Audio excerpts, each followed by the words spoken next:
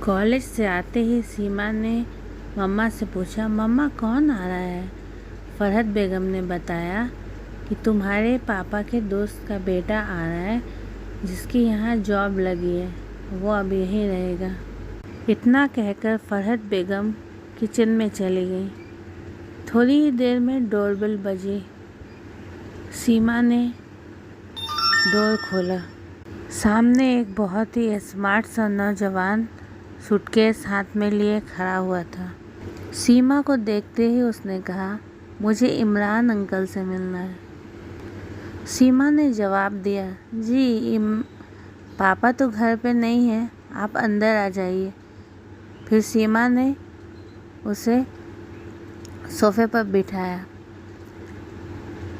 सीमा की आवाज़ सुनकर फरहत बेगम भी किचन से आ गई। फरहत बेगम ने सीमा से कहा, सीमा यही आकिब हैं, तुम्हारे पापा के दोस्त के बेटे हैं।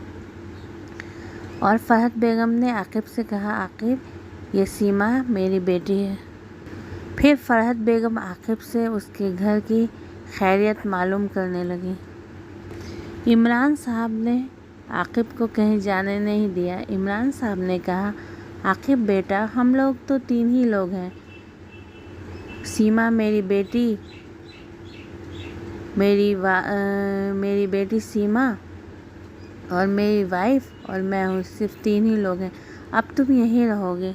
रोज़ आकिब ऑफिस चले जाते और शाम में आते तो सब लोग एक साथ चाय पीते और बातें करते। धीरे धीरे सीमा की आकिब से अच्छी दोस्ती हो गई। आकिब भी सीमा को उसकी पढ़ाई में मदद करने लगे। अब सीमा ग्रेजुएशन कर रही थी।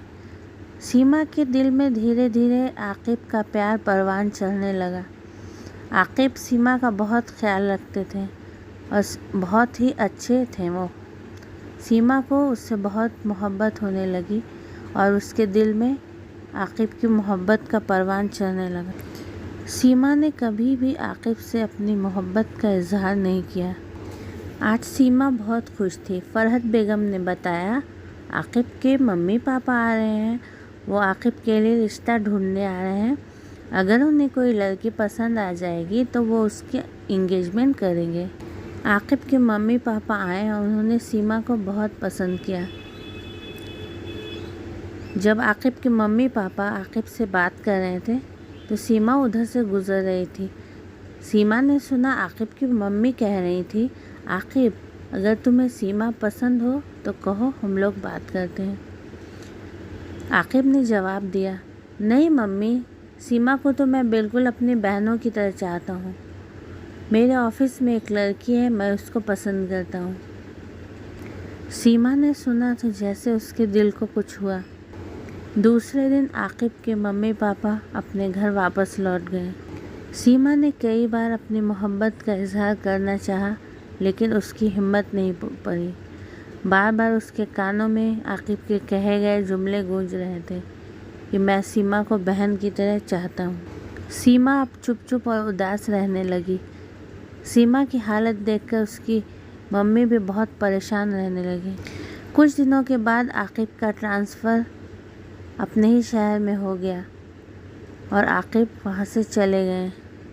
सीमा को समझ में नहीं आ रहा था कि वो अब क्या करे। सीमा के लिए भी कई रिश्ते आने लगे थे। फरहत बेगम और इमरान साहब को लग रहा था कि अब सीमा की शादी हो जानी चाहिए, इसलिए वो सीमा का कई जगह रिश्ता देख रहे थे। रिश्ते वाले घर भी आए सीमा को देखने। कई लोगों ने सीमा को पसंद भी किया, लेकिन बाद में सीमा ने इमरान साहब से कहा, नहीं पापा, मैं अभी शादी नहीं करूँगी। इमरान साहब और फरहत बेगम ने सीमा से बहुत बार शादी न करने की वजह पूछी, लेकिन सीमा ने कुछ बताया ही नहीं। कुछ दिनों बाद आकिब की शादी का कार्ड उनके घर में पहुंचा। सीमा ने कार्ड देखा तो उसकी हालत और बिगड़ गई। जैसे जैसे आकिब की शादी का दिन नज़दीक आ रहा था, सीमा की तबीयत ख़राब होने लगी थी। फरहत बेगम और इमरान साहब शादी में जा नहीं सके। आज आकिब की शादी का दिन था। सीमा की तबीयत और ख़राब हो गई। फरहत बेगम और इमरान साहब सीमा को लेकर हॉस्पिटल गए। डॉक्टरों ने देखा तो बताया सीमा को कोई बहुत ही बड़ा गम हुआ है, बहुत शॉक लगा है। सीमा को हॉस्पिटल में एडमिट कर दिया गया। डॉक्टर उसका इलाज कर रहे थे। जिस दिन आकिब की बारात थी, सीमा की तबीयत बहुत ज़्यादा बिगड़ी। इमरान साहब ने जल्दी से डॉक्टर को बुलाया। डॉक्टर आकर सीमा को चेक करने लगे। अचानक सीमा की तबीयत और बिगड़ गई और उसकी सांस टूट गई। दूर कहीं से एक आवाज़ आ रही थी, निकला मेरा जनाजा मेरी बारात बनके।